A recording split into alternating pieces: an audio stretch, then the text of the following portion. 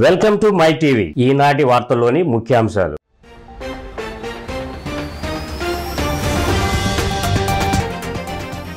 CM Chandrababu అధ్యక్షతన TDP polit bureau సమావేశం. రాష్ట్రంలో పేదరిక నిర్మూలనపై విస్తృత చర్చ. వివరాలు వెల్లడించిన పార్టీ రాష్ట్ర అధ్యక్షుడు పల్లా.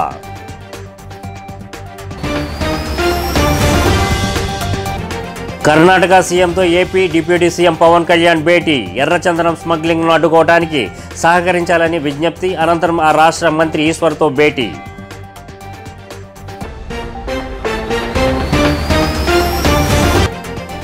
తెలుగుదేశం పార్టీ చేస్తున్న ప్రలోభాలు పెట్టే కార్యక్రమాలకు ఎవరూ లొంగవద్దని వైఎస్ జగన్ సూచన. నర్సీపట్నం నియోజకవర్గ స్థానిక సంస్థల ప్రజాప్రతినిధులతో మాజీ ముఖ్యమంత్రి సమావేశం.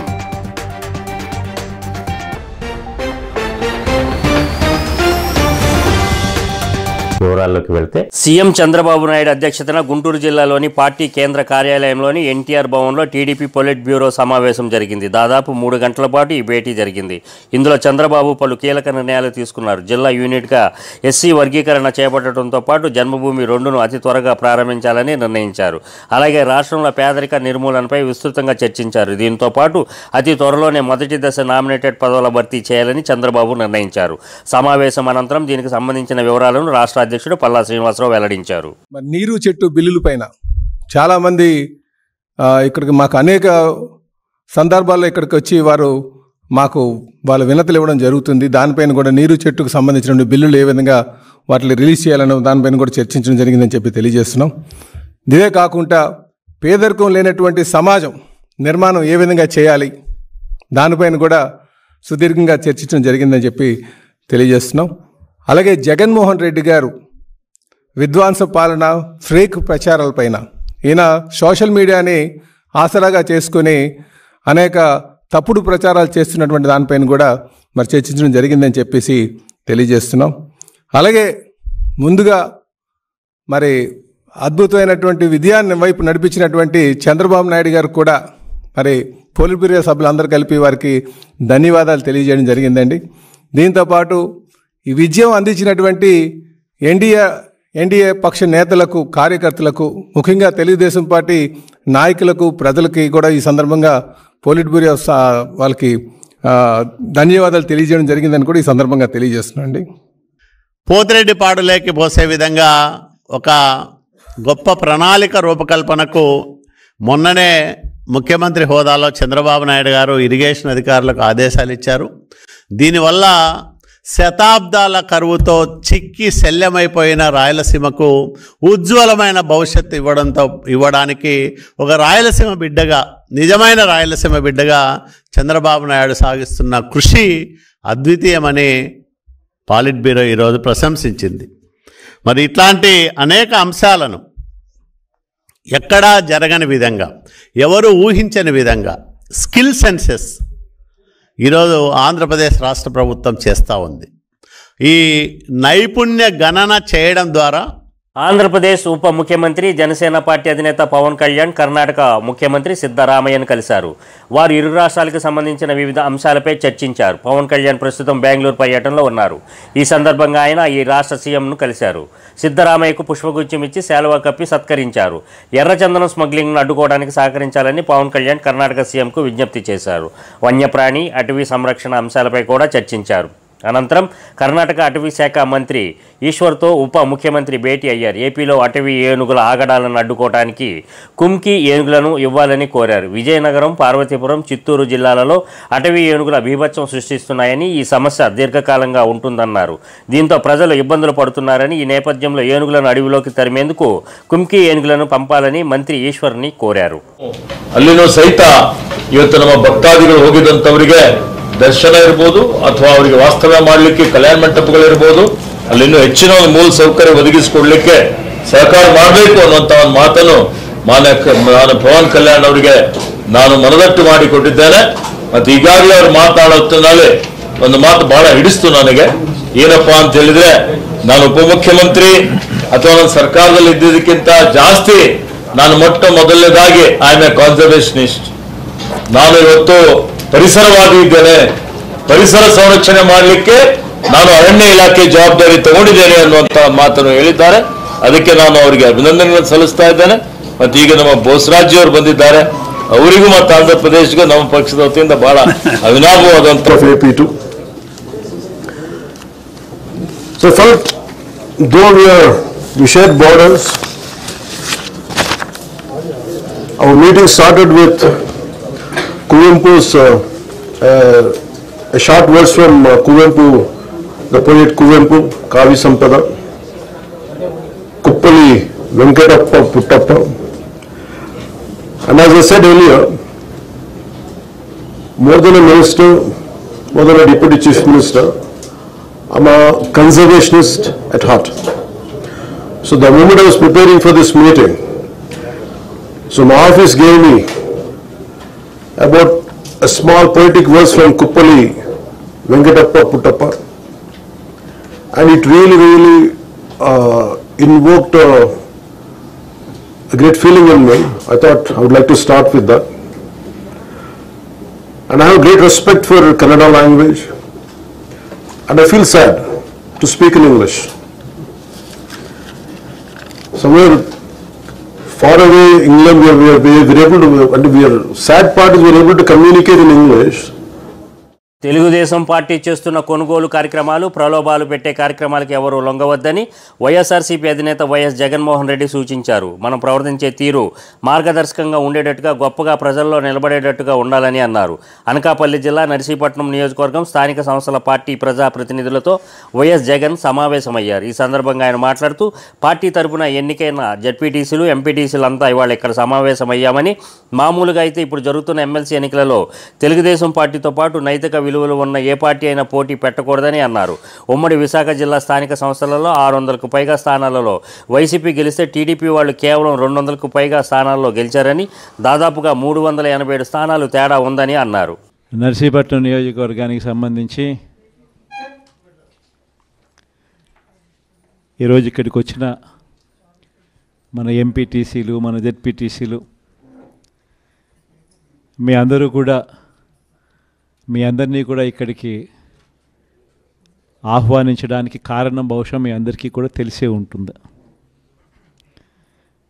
దాదాపుగా 90 చోట్ల ఎన్నికలు జరిగితే ఈ నర్సీపట్నం నియోజకవర్గంలో 62 చోట్ల మన వైఎస్ఆర్ కాంగ్రెస్ పార్టీనే గెలవడం జరిగింది. మామూలుగా అయితే జిల్లా వ్యాప్తంగా కూడా చూస్తే ఎమ్మెల్సీ ఎన్నికలు ఇవాళ జరుగుతూ ఉన్నాయి.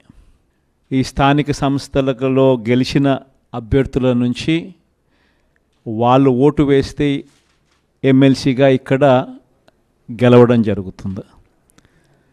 అలాంటప్పుడు మన పార్టీ తరపున, మన పార్టీ బీఫామ్ మీద, మన పార్టీ జెండా మీద పద్మశాలియ బహుత్తమ సంఘం చేపడుతున్న సామాజిక సేవా కార్యక్రమాలు అన్ని వర్గాలకు ఆదర్శనీయంగా నిలుస్తున్నాయని రాష్ట్ర విద్య, ఐటీ, ఎలక్ట్రానిక్స్ శాఖల మంత్రి నారా లోకేష్ అన్నారు. మంగళగిరి నాంచారమ్మ చెరువు ప్రాంగణంలో పద్మశాలి బహుత్తమ సంఘం ఆధ్వర్యాన నూతనంగా నిర్మించిన కళ్యాణ మండపాన్ని మంత్రి లోకేష్ ప్రారంభించారు. శ్రీ భద్రావతి సమేత భావనా ఋషి స్వామి ఆలయ ప్రాంగణానికి చేరుకున్న లోకేష్, బ్రాహ్మణి దంపతులు, సంఘం పెద్దలు ఘనస్వాగతం పలికారు. అనంతరం ప్రత్యేక పూజా కార్యక్రమాలలో పాల్గొన్నారు. ఈ సందర్భంగా లోకేష్ మాట్లాడుతూ పద్మశాలి బహుత్తమ సంఘం చేపట్టే కార్యక్రమాలకు తమ వంతు సహాయ సహకారాలు అందిస్తామని చెప్పారు. ఆలయ అభివృద్ధికి ప్రభుత్వం తరపున పూర్తి సహకారం అందిస్తామని చెప్పారు. మంగళగిరి చేనేతలు తన ఆత్మ బంధువులని, ఎన్నికలలో వారు తనపై చూపిన అభిమానం జీవితంలో మరవలేనని అన్నారు. మంగళగిరి చేనేతకు గత వైభవం కల్పించేందుకు అన్ని చర్యలు చేపడతానని చెప్పారు. ఈ కార్యక్రమంలో ఎమ్మెల్సీలు మురుగుడు హనుమంతరావు, పంచుమర్తి అనురాధ, నియోజకవర్గ కూటమి సమన్వయకర్తలు నందం అబద్దయ్య, చిల్లపల్లి శ్రీనివాస్ పాల్గొన్నారు. అందరికి కూడా మార్కెటింగ్ సౌకర్యాలు ఇవన్నీ కూడా ప్రభుత్వం సహకారం లేదే ఒక అడుగు కూడా ఈ చేనేత పరిశ్రమ ముందుకెళ్ళేటటువంటి పరిస్థితి లేదు. కనుక ఆ బాధ్యతనే, ఎందుకంటే మంగళగిరి అంటేనే చేనేత కాబట్టి మీరు దాన్ని ఆలోచించాలని చెప్పి ఒకటి. రెండవది, గతంలో ఒక షాపింగ్ కాంప్లెక్స్ కూడా ఇక్కడ మన పద్మశాలి ఎంపవర్మెంట్ కోసం, డెవలప్మెంట్ కోసం ఎంతో చేయబోతున్నాము. అదే కాకుండా ఇక్కడ చేనేత కార్మికులే కాకుండా స్వర్ణకారులు చాలామంది ఉన్నారండి, చాలా టాలెంటెడ్ వాళ్ళు ఉన్నారు. ఆ చరిత్రని కాపాడుకోవాల్సిన బాధ్యత ప్రజలందరిపైన ఉంది. ప్రత్యేకంగా నా పైన కూడా ఈరోజు ఉంది. ఇది నేను ఎందుకు చెప్తున్నానంటే, మొన్న జరిగిన ఎన్నికల్లో ఆ బాధ్యత మీరు నాకు అప్పగించారు. పెద్దలన్నట్టు తరతరాలుగా వస్తున్న సమస్యల్ని పరిష్కరించాల్సిన అవసరం నా పైన ఉంది.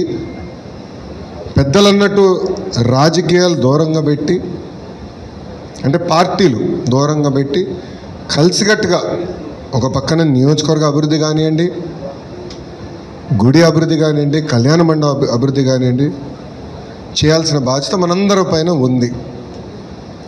నేను అనేక సార్లు కూడా అన్నా, 4 సంవత్సరాలు 9 నెలలు మన ప్రాంత అభివృద్ధి గురించి, ప్రజల అభివృద్ధి గురించి, పేదరికం లేని మంగళగిరి గురించి మనందరం కలిసికట్టుగా మాడదాం, పోరాడదాం, నిలబడదాం. చివరి 3 నెలల మటుకు రాజకీయం చేద్దాం. కాకినాడ జిల్లా పిఠాపురం మాజీ ఎమ్మెల్యే పెండం దొరబాబు వైఎస్ఆర్ కాంగ్రెస్ పార్టీకి రాజీనామా చేస్తున్నట్లు ప్రకటించారు. పిఠాపురం మహారాజా కోట ఆవరణలో గల మాజీ ఎమ్మెల్యే కార్యాలయంలో మాజీ ఎమ్మెల్యే ఆయన అనుచరులతో కలిసి మీడియా సమావేశం ఏర్పాటు చేశారు. ఈ సందర్భంగా దొరబాబు మీడియాతో మాట్లాడుతూ వైఎస్ఆర్ కాంగ్రెస్ పార్టీలో అనేక అవమానాలకు గురయ్యానని, మనస్తాపానికి గురై తాను వైఎస్ఆర్ కాంగ్రెస్ పార్టీకి రాజీనామా చేస్తున్నానని చెప్పారు. పిఠాపురం నియోజకవర్గం అభివృద్ధిని దృష్టిలో ఉంచుకొని తాను కూటమి ప్రభుత్వానికి మద్దతు ఇస్తున్నట్లు ఈ సందర్భంగా ఆయన తెలియజేశారు.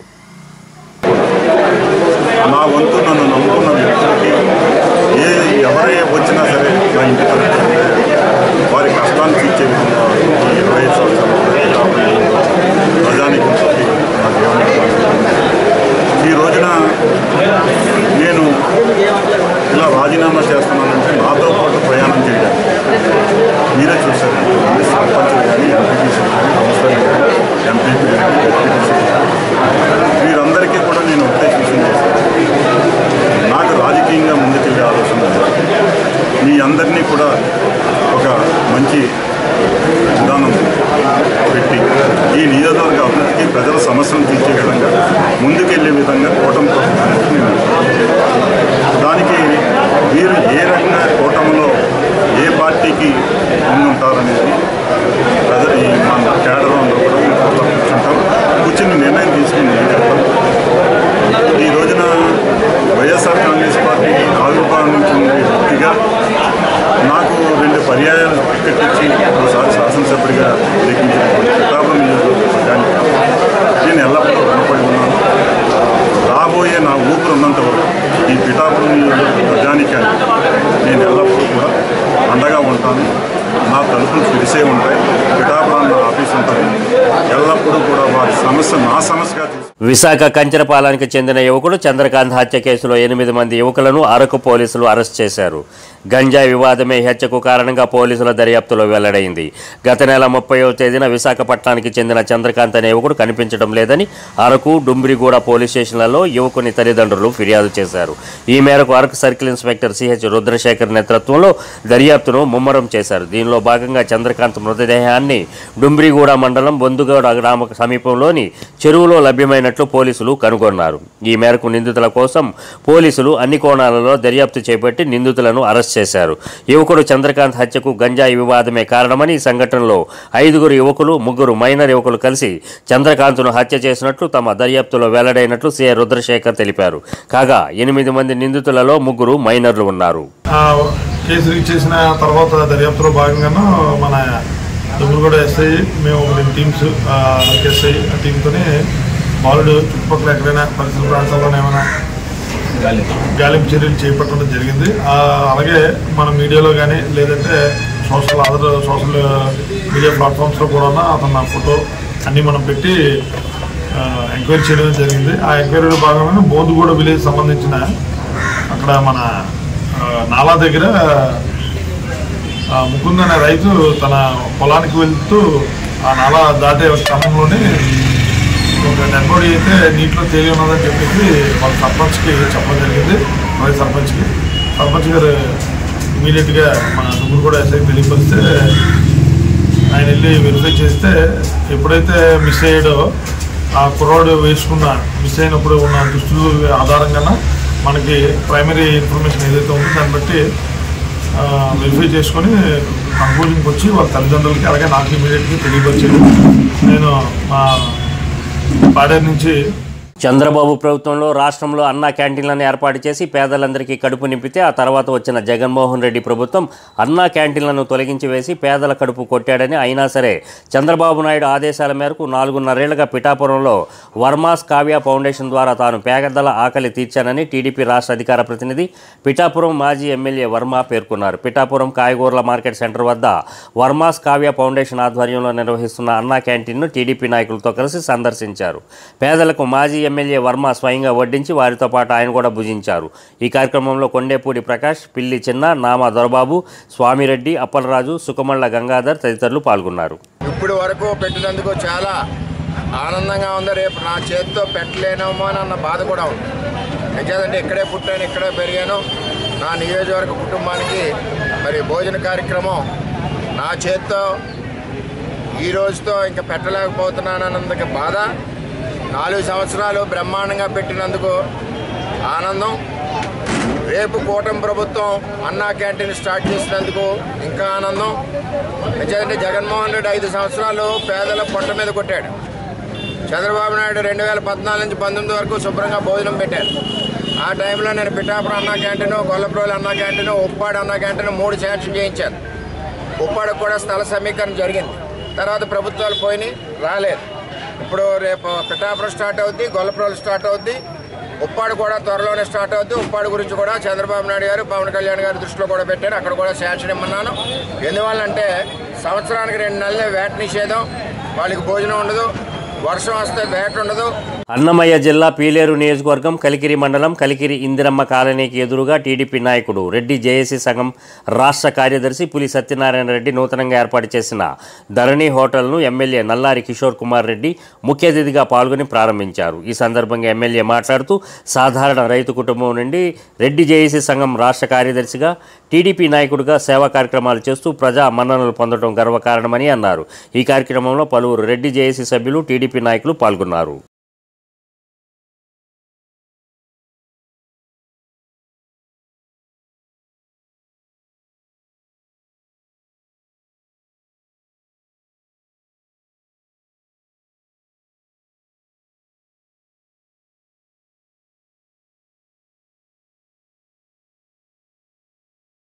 తూర్పుగోదావరి జిల్లా నిడదవోలు నియోజకవర్గంలో రాష్ట్ర పర్యాటక, సాంస్కృతిక, సినిమాటోగ్రఫీ మంత్రి కంతుల దుర్గేష్ స్థానిక నాయకులు, అధికారులతో కలిసి నియోజకవర్గ 3 మండలాలలోని 15 గ్రామాలలోని అంతర్గత రహదారులకు శంకుస్థాపనలు చేశారు.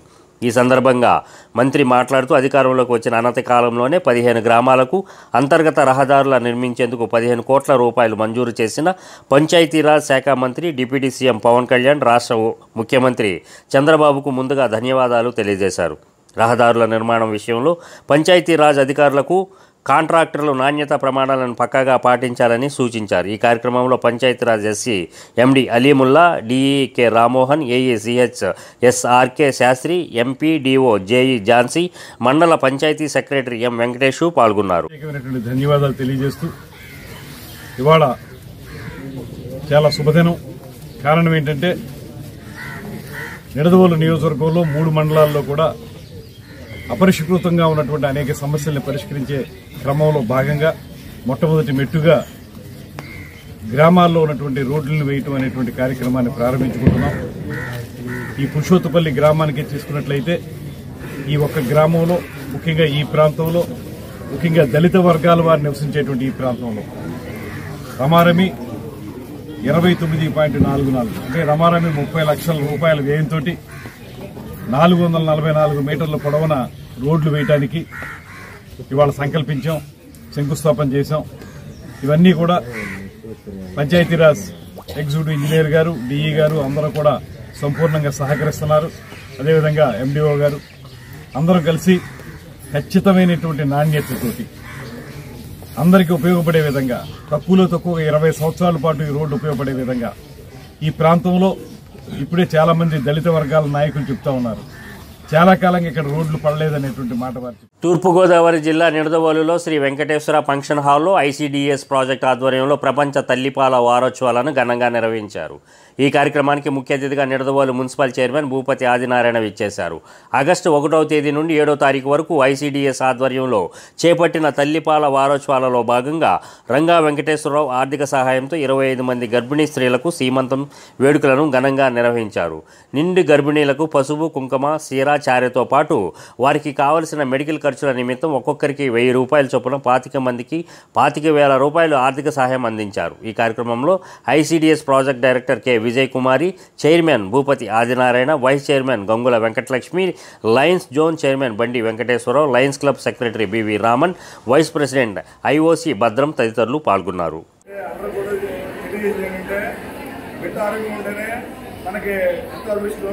అందువల్ల అందరూ కూడా పప్పుతో ఆహారం తినమని మేడంతో చెప్తారు. దీనికి చాలా మంది అనారోగ్యంతో గురై మన శిశువులు అనారోగ్యంతో పాల్గొనడం వల్ల వాళ్ళకి ఏది విజ్ఞానం పెరగక చాలా ఇబ్బంది పడతారు. అందువల్ల దేవుడు ఇచ్చిన పప్పుతో ఆహారం తిని అందరూ ఆరోగ్యమని తెలియజేస్తారు.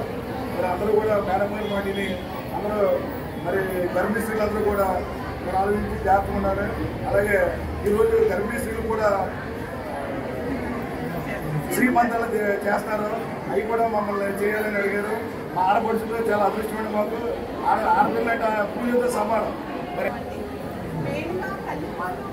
అందరికీ తెలిసిన అందరితో కొన్ని మెరుగుపడి సరిగా పాటించుకోవటం వల్ల ఇప్పటికీ సంభవిస్తూ ఉన్నాయి. పిల్లలు సరైన పాలు ఎక్కువ తెలియకపోవటం, పాలు ఇంపార్టెన్స్ తెలియకపోవటం వల్ల వాళ్ళు ముందు పాలు అంటే వెంటనే ముందు పాలు ఇస్తే కనుక వాళ్ళ వ్యాధి పెరుగుతుంది. ఆ దాంతో పాటుగా ఖచ్చితంగా 6 మాసాల వరకు తల్లిపాలు ఇవ్వాల్సి ఉంటుంది. అప్పుడు పిల్లలు వాళ్ళ సహజంగా డయేరియా కానీ లేదా వామిట్స్ ఏమీ లేకుండా ఆరోగ్యంగా సరిపోతున్నారు. తల్లిపాలు తప్ప వేరే ఏ ఇతర ఆహార పదార్థాలు అంటే మంచినీరు కానీ పట్టి బెల్లం తేనె అలా కొంతమంది ఇస్తూ ఉంటారు. అలా చాలా మంది పాలు పడలేదు. 3 రోజుల విశాఖ పర్యటనకు జేసీఐ జాతీయ అధ్యక్షుడు రికేష్ శర్మ విచ్చేశారు. ఈ సందర్భంగా వీరికి 4వ జోన్ జేసీఐ సభ్యుల బృందం ఘన స్వాగతం పలికింది. ఈ సందర్భంగా ఆయన నగరంలోని పలు జేసీఐ క్లబ్లను సందర్శించారు. అనంతరం ఏర్పాటు చేసిన మీడియా సమావేశంలో ఆయన మాట్లాడుతూ విశాఖ జిల్లాలోని పలు జేసీఐ క్లబ్లు చేస్తున్న సేవా కార్యక్రమాలకు సంబంధించి వాటిని స్వయంగా పరిశీలించామని అన్నారు.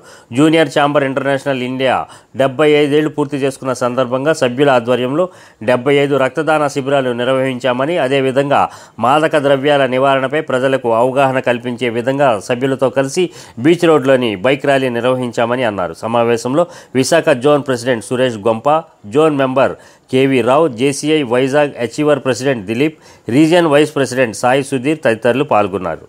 So I have traveled almost all the North India parts. South India, Kerala I have covered. Now here I am in Visakhapatnam to meet and understand the local organization programs, local organization leaders and also the local organization presidents of JCI India, meeting youngsters of our country in the colleges, campuses, universities to find out what are the challenges they are facing, what are the aspirations they have, what are the dreams they have for the future. JCI is an organization which creates leaders for the future. So this organization in the last 75 years in India have created lot of leaders, including political leaders, social leaders, trainers and also leaders in all aspects of life.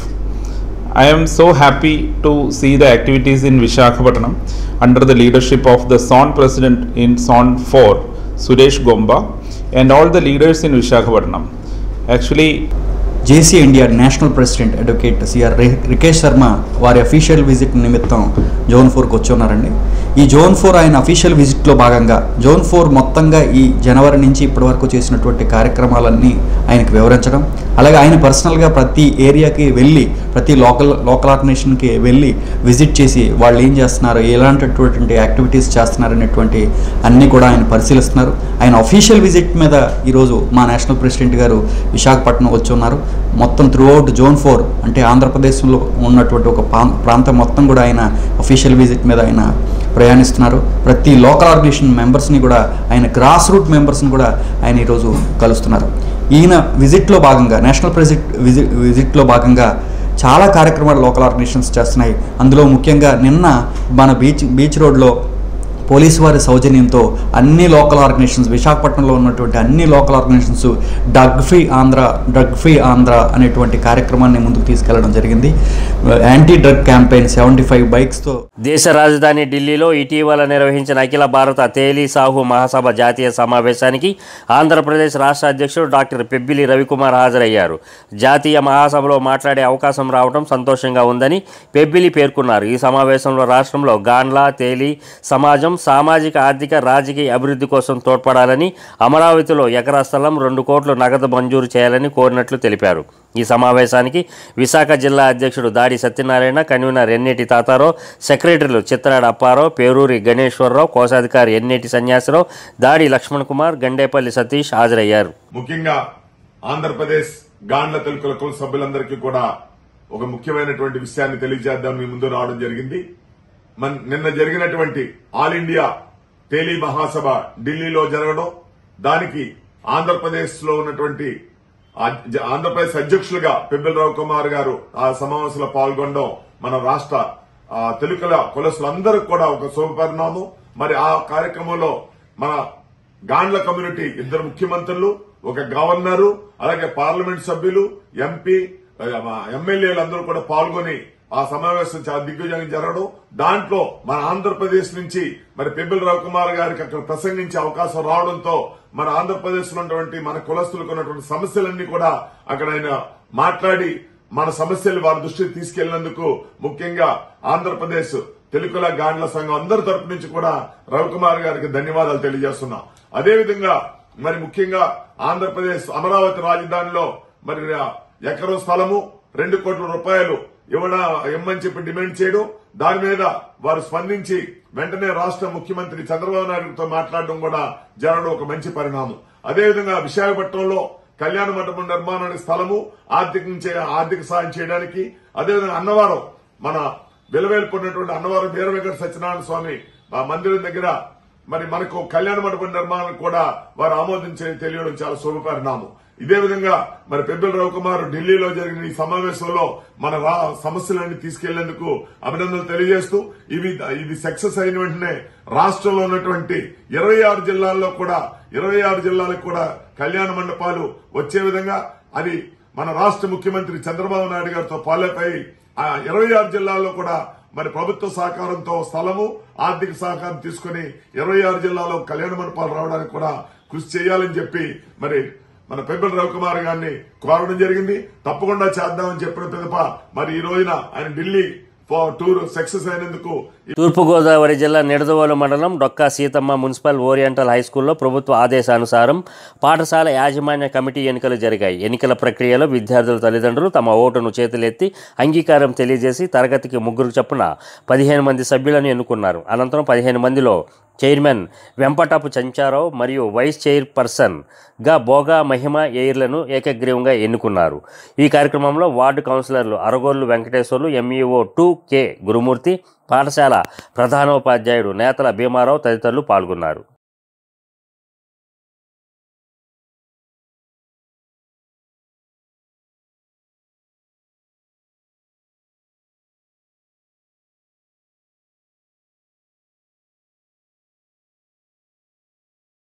ముఖ్యాంశాలు మరోసారి.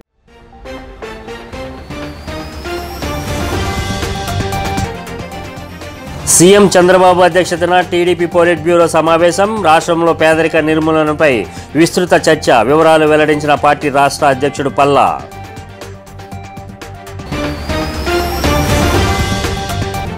కర్ణాటక సీఎంతో AP deputy CM Pawan Kalyan భేటీ. ఎర్రచందనం స్మగ్లింగ్ను అడ్డుకోవడానికి సహకరించాలని విజ్ఞప్తి. అనంతరం ఆ రాష్ట్ర మంత్రి ఈశ్వర్తో భేటీ.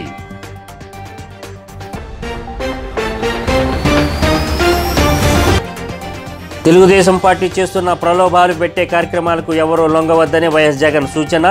నర్సీపట్నం నియోజకవర్గ స్థానిక సంస్థల ప్రజాప్రతినిధులతో మాజీ ముఖ్యమంత్రి సమావేశం.